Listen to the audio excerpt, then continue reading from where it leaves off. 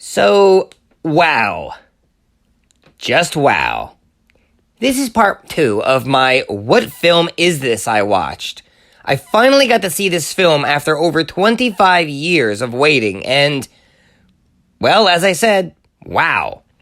Okay, so in case you missed part 1, let me give you a quick recap. Almost 30 years ago, I saw this animated film. I forgot what it was, but I constantly remembered parts from it. Well, I finally found it, and after reviewing my memory, I actually watched the film, and actually, my memory was pretty close on a lot of stuff. And off on others. So, let's just start with the biggest mistake I made right from the start, and that is the main character. I always remembered it being sort of a cat, like Hello Kitty. But as it turned out, it's a unicorn named Unico. Yeah, not a very good sign when I couldn't even remember not only the gender of our main character, but the species of our main character. Not to mention, this is actually part of a franchise. Unico is pretty popular, apparently. Although, fun fact here, this cartoon was made by the same company that did make Hello Kitty. And supposedly Hello Kitty has a cameo in the background. Kind of a weird coincidence. So anyway, at the very beginning of this film, some sort of goddess, I think it looks like Isis, drops off Unico in our plot. Apparently, this is part 2 of an original film. I'm not even going to get into that one just yet. Let's just stick with this one. So as our plot begins, it's just as I remembered. A bunch of bully cats are tormenting Unico. Even right down to the headphones. Which, by the way, let me quickly mention here, the headphones are actually these little wooden blocks that are filled with a bird and a frog that sing music. It's something out of a Tex Avery cartoon, and it does not fit the rest of the tone of this film, but give it credit, it is kind of funny. So we next see our human antagonist. I had said it reminded me of the Blue Falcon, and yeah, kind of spot on there.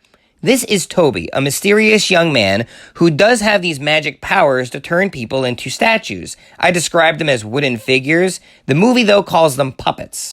Also, just as I remembered, he takes orders from a higher power. Although he's introduced way earlier than I recall.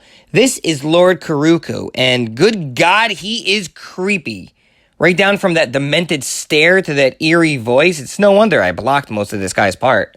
So story-wise, Kuruku is enlisting Toby to help him turn all the animals and now people into these puppets. And in return, he'll teach Toby some more magic. Toby does in fact enlist that last bully cat to help him, and this bully cat is way more annoying than I remembered. Also, the magic Toby uses is way flashier than I remembered, and it sounds like a laser gun. Yeah, this came out in 1983, the same year Return of the Jedi came out, and you could really see the Star Wars influence in this film.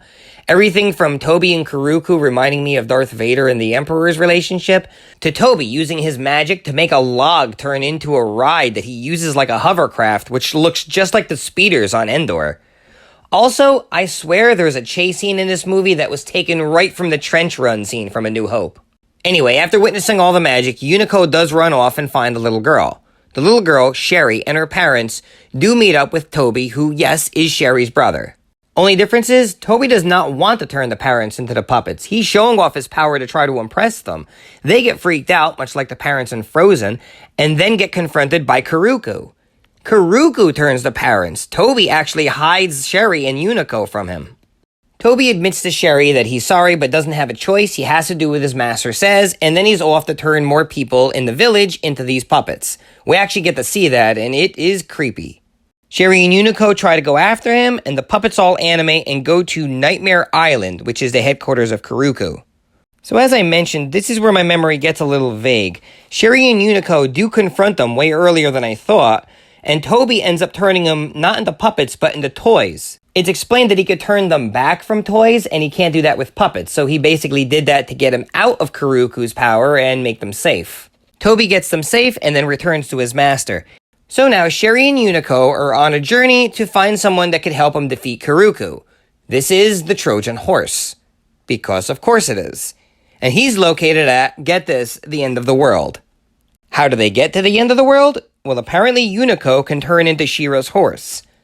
I'm going to assume this is all explained in part 1.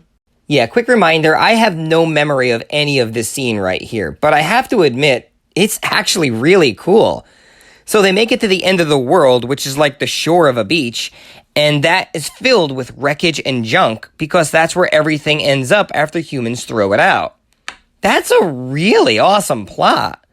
Here they find the Trojan horse, who tells them of Kuruku's origins. He was a puppet. Yeah, abandoned by humans, and he spent centuries floating in the ocean, ended up at World's End, where a brief spot of light shined on him and gave him life. Now that he's alive, he's filled with anger and hate and begins a spree to have revenge on humanity by turning them all into puppets. Okay, so I know this motive sounds a little Roy from Friday the 13th, A New Beginning, but to its credit, it's built up pretty well through flashy animation, and it really pulls it off by being creepy and sympathetic at the same time. It works especially well in this genre. So with this new info, they return to Nightmare Island, which is entirely made up of human puppets, by the way. Yipes. And the final confrontation goes down just as I remembered. Kuruku goes mad, Toby refuses to change his sister into a puppet, Kuruku turns Toby into a puppet, then he turns Sherry into a puppet, and Unico confronts Kuruku. Oh, and there's a dragon. A giant toy dragon.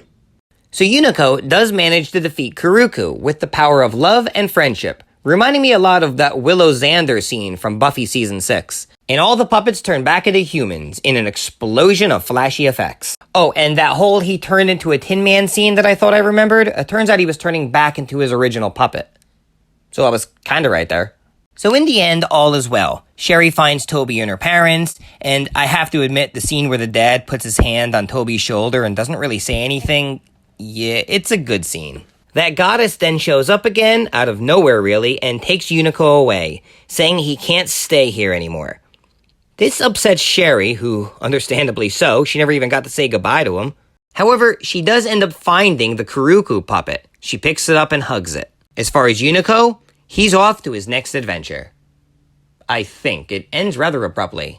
So as I said at the start, wow.